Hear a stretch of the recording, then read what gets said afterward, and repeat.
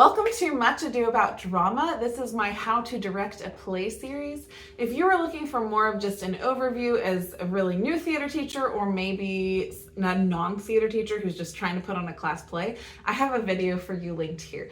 This is our more detailed how to put on a play, and this episode is about rehearsal scheduling. So not the actual rehearsals themselves, but I'm just going to share my tips and my way that I create schedules for my show.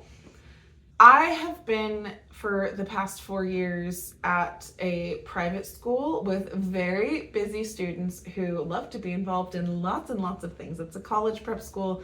They want to have everything down on those resumes, on those college applications.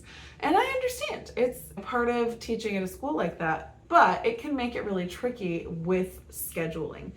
So part of it starts at auditions, and you need to, when they're filling out those audition forms, make it very clear that the conflicts that they're putting are what creates the entire rehearsal schedule.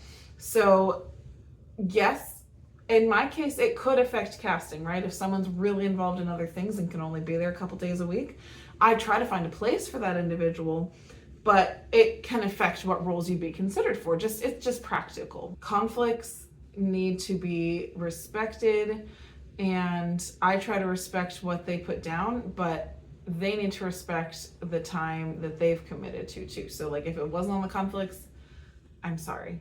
It needed to be, because we've made the rehearsal schedule around what was reported at that time. Okay, enough about conflicts. So you have the conflicts, I'm sure they're accurate, and you need to actually make your rehearsal schedule. So during the audition process, particularly at callbacks, I would have my student stage management team put all the conflicts on a master calendar. It's basically like a blank rehearsal schedule.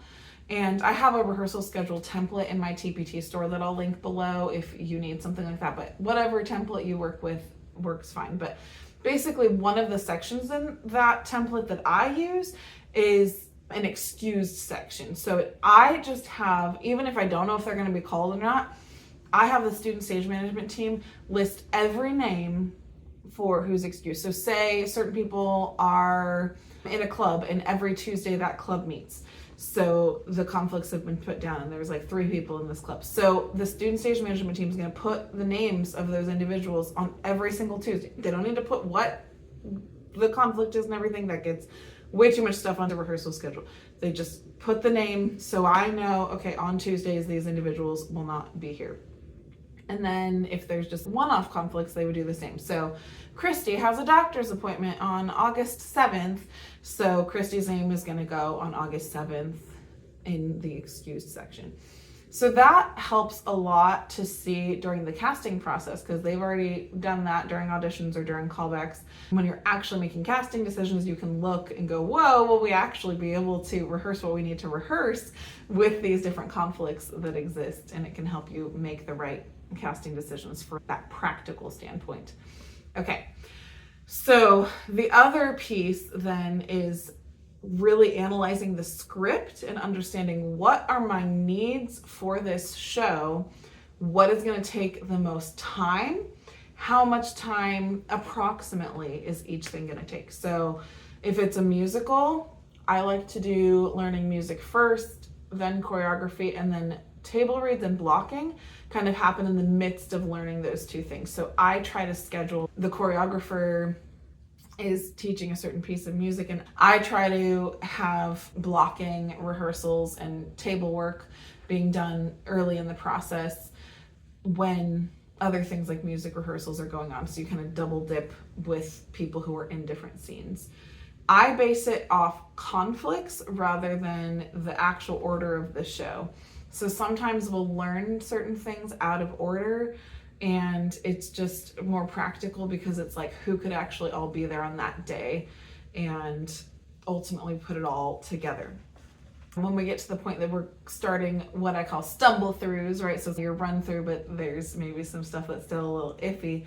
I tend to do stumble through / fill in. So if I've blocked most of the show, but it's the first time we're putting it all together, because there's maybe times with my double dipping method where there was a group that wasn't available because they were learning a song or learning choreography, I will let that rehearsal plug in those transition scenes or smaller scenes that didn't fully get blocked. Oftentimes those are bigger group scenes.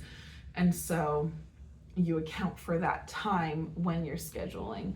And then I also make sure, especially as we're really getting into the run through rehearsals, because that allows me to know what we'll need to work on and keep it open for fix rehearsals. I either say TBD or I say like TBD fix, so that they know like that's going to be the purpose of that rehearsal, the things that we're needing to fix.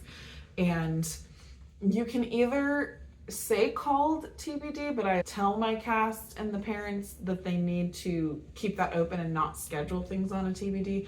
Or you can even put like all cast and crew, and you can always take people away. You can always take them off the list and say, oh, you're actually not needed in this rehearsal anymore. But it's a lot harder to add and say like, oh, I told you could take the night off, and then they make plans and then, oh wait, you really are needed. Whenever possible, try to avoid adding people. So it's better to overcall and then let people go versus saying, oh, you don't need to be there, and trying to change it. Those are just my basic tips and tricks for filling in a rehearsal schedule. I have my free drama teacher toolkit if you're interested in goal setting, and some free drama warm-ups and a full production checklist that are all connected, linked to that freebie. So that is linked below as well. Happy teaching, happy directing, and break a leg.